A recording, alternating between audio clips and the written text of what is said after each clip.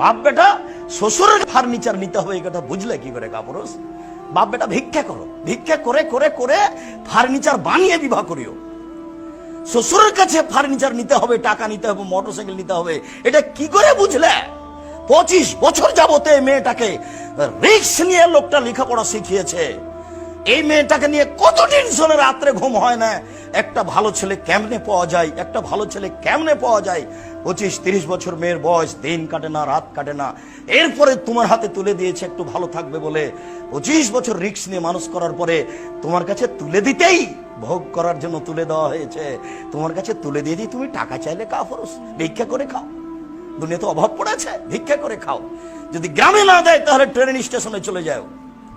অনুমতি নাই। 4 শ্রেণীর মানুষের ইহকাল আছে, 4 শ্রেণীর মানুষের পরকাল আছে। তার একটি হচ্ছে বৈধ রুচি, আর একটি ছিল আমানতের রক্ষা। আব্দুল্লাহ ইবনে আমর রাদিয়াল্লাহু তাআলা আনহু বলেন, রাসূল সাল্লাল্লাহু আলাইহি সাল্লামকে জিজ্ঞাসা করা হলো, আইয়ুন্নাস আফজাল, আল্লাহ রাসূল মানুষের মধ্যে সবচেয়ে ভালো মানুষ কে? তখন তিনি বললেন, আত্তাকিয়ু ওয়ান নাকিয়ু, স্বচ্ছ পরহেজগার। স্বচ্ছ মানুষ যেই সেই ভালো, পরহেজগার যে সেই ভালো। স্বচ্ছকে তিনি বললেন লাইফ মাফিহে, যার পাপ নেই সেই স্বচ্ছ। আব্দুর রাজ্জাক সাহেব, পাপ হয় না এমন কি মানুষ আছে? নেই, তবে পাপ হলেই ক্ষমা চাই যে তার পাপ নেই। 2, ওলা বাগিয়া, সীমা লঙ্ঘন নেই যার। বহুবার বলেছি, আপনাদের বাড়ির সামনে একটা কুঁড়ে ঘর ছিল, তুলে দিয়েছেন, এটা হলো বড় সীমা লঙ্ঘন। কোর্টে দেখালেন, আমি বসতে দিয়েছিলাম আমার জমিতে, এখন আমার সাথে অন্যায় আচরণ করে, কোর্টে টাকা দিয়ে বাড়িটা তুলে দিলেন। গরিব মানুষ, আগে থেকেই ছিল ক্ষমতা দাপট, দলীয় দাপট, বুঝতে পারেনি দলীয় দাপট কত খারাপ। তুলে দিল, ও রাস্তায় ভিক্ষা করে বেড়ায়। এটা হলো বড় সীমা লঙ্ঘন। ছোট সীমা লঙ্ঘন হলো যে 100 মরিচ নিমের লোকটার কাছে 100 মরিচ, দাঁড়িপাল্লা হয়ে গেছে। আপনি দেখছিলেন যে মরিচটা কেমন, তা একটা হাতে করে আছেন, এই মরিচটা কোথায় রাখবেন? এই মরিচটা যদি আপনার পাল্লায়, আপনার ব্যাগে রাখেন, আপনি সীমা লঙ্ঘনকারী, আপনি স্বচ্ছ নন, আপনি স্বচ্ছ নন। ওয়ালা গিল্লা, যারা আমানতের খেয়ানত আত্মসাৎ করে সে স্বচ্ছ নয়। যার ভিতরে এই হিংসা আছে সে স্বচ্ছ নয়। 4টে জিনিস নেই যার সেই স্বচ্ছ।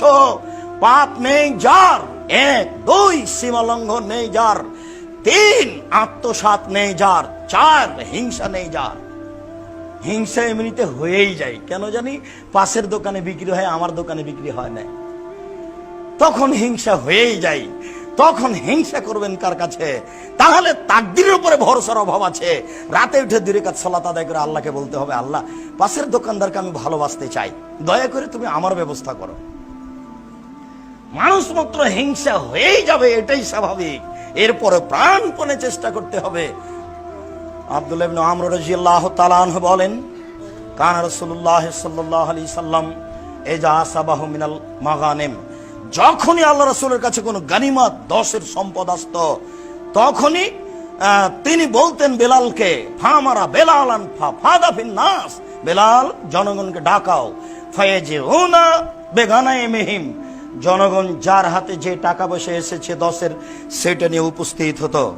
ফায়ুকাসসিমুহু উইখামেসহু, 5 ভাগের 1 ভাগ করে 5 ভাগের 1 ভাগ নিজের কাছে রেখে দিতেন, বাকি 4 ভাগ যোদ্ধাদের মধ্যে বন্টন করতেন। ফাজারাজুলুন ইয়াওমান, বন্টনের পরে হঠাৎ একটা লোক আসলো আল্লাহ রাসূলের কাছে, এসে বলছে, আল্লাহ রাসূল, ইন্না হাজা ফিমা সাবনা মিনাল মাগানিম, এই যে আমার কাছে একটা রশি আছে, মিন শারিন, লেজামান মিন শারিন, ঘোড়ার একটা লাগাম আছে, লুমের, চুলের, লুমের, পশমের একটা লাগাম আছে আমার কাছে, এটা 10-এর সম্পদ। তখন আল্লাহ রাসূল বললেন, মা সামেতা বেলালান, বেলাল চিৎকার করে বলেছিল, যার যা আছে সেটা নিয়ে আসো।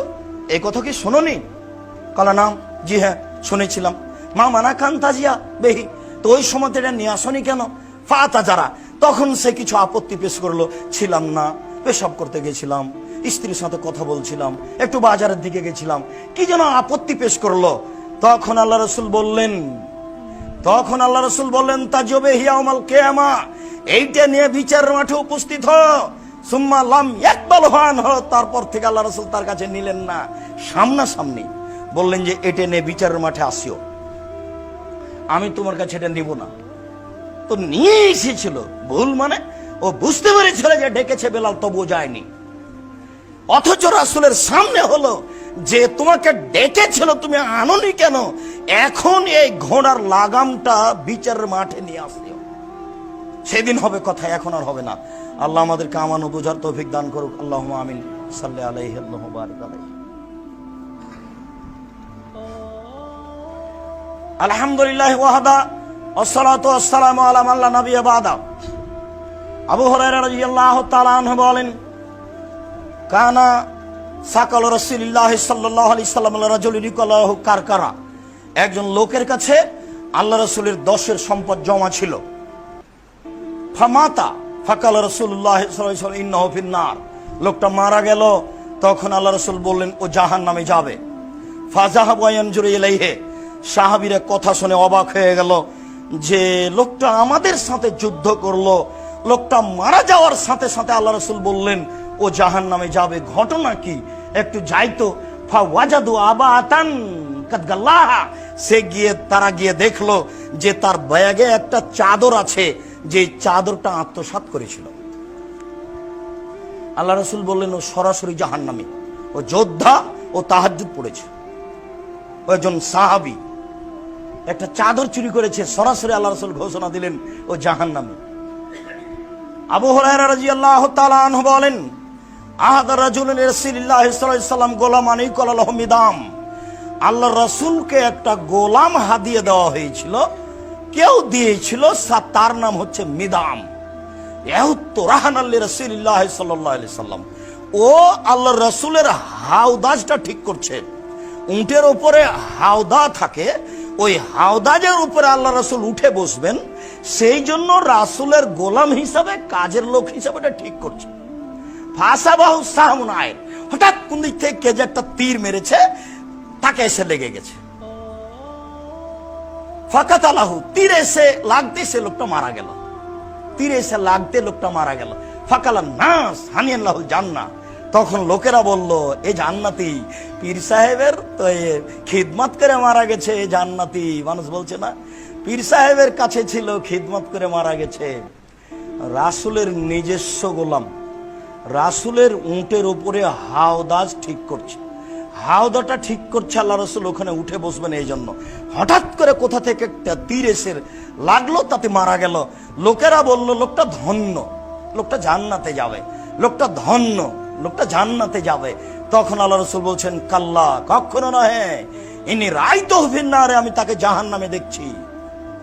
ওয়াল্লাযী নাফসি বিয়াদিহি, আল্লাহর কসম আমি মুহাম্মদ বলছি, আল্লাহর কসম আমি মুহাম্মদ বলছি, আল্লাহর কসম, ইন্না সামলাতা আল্লাতী আখাযাহা মিন খায়বারা মিনাল মাগালিম তাল্লাম তুসিবাল মাকাসিম, ও খায়বারের যুদ্ধে যেসব টাকা পয়সা কাপড় চোপড় পাওয়া গেছিল, তার মধ্যে থেকে একটা চাদর নিয়ে নিয়েছিল, যেটা ভাগ হয়নি, ভাগের পূর্বেই একটা চাদর নিয়ে নিয়েছিল।